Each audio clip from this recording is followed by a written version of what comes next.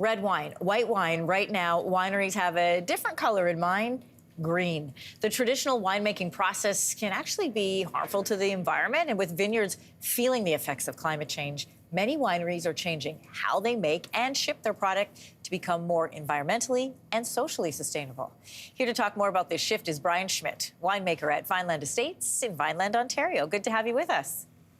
Anne-Marie, thank you very much for this early morning opportunity to speak about sustainability in Ontario wine. Yeah, I'm looking forward to our conversation. Winemaking accounts for up to 81% of sector-wide greenhouse gas emissions through electricity, chemical, and water use. People may not know that.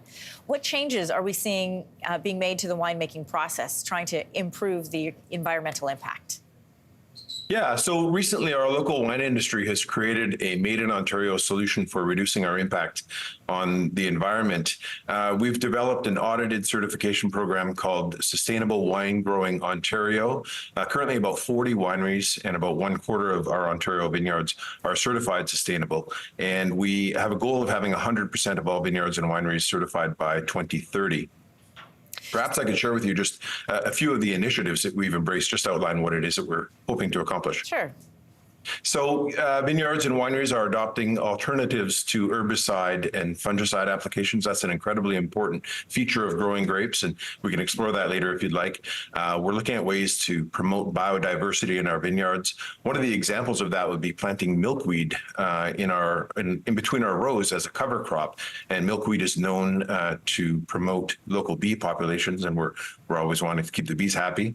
Other ways in which we've been looking at solving the carbon footprint issue is investing in geothermal energy sources, reducing our energy consumption by using and transitioning to high efficiency lighting, utilizing hybrid vehicles, et cetera, and installing EV charging stations at wineries is also something that we're looking at doing. Lots of initiatives in place there, but we know it's not just the winemaking process. Shipping is part of the problem as well. How's the industry changing the way it ships the product in order to become more sustainable?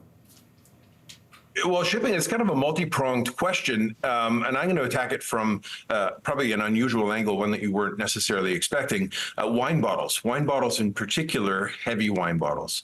I feel that a complete transition to lightweight wine bottles, and lightweight meaning bottles are about half of the weight that a typical bottle would be of a bottle of wine that you're purchasing today.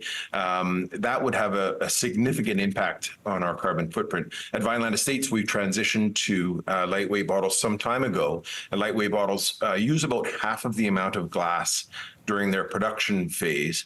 And so that alone is pretty significant. Add to that, we don't have a domestic supplier for glass. And as such, we're required to purchase glass from overseas. So that glass then goes into cargo containers and is shipped across the oceans. And so a lighter footprint would reduce the amount of fuel that it would require to get these bottles to our bottling lines. So yeah, lightweight bottles, that one is really important and probably not one that people would have ever considered.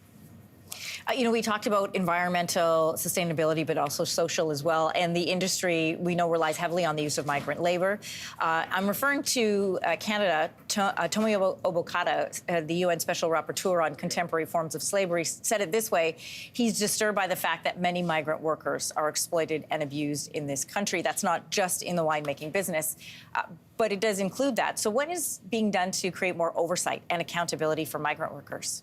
Right. So the Sustainable Wine Growing Ontario has three pillars. One is environment, the other would be the economy, and the other would be community. And underneath the community banner itself, vineyards are required to use an agency, ironically called FARMS, Foreign Agricultural Resource Management Service, and they must go through this agency before they are permitted to bring in any offshore labor. And this particular agency has been established and tasked with ensuring standards are maintained and, if need be, enforced. And this particular agency focuses primarily on things like housing, healthcare, working hours, and all of these things are incredibly important to our migrant worker population, and they are an incredible resource for us. And it would behoove us to treat them respectfully and ensure that their needs are cared for. Brian Schmidt, an interesting conversation to have this morning. Thanks for being with us on Your Morning.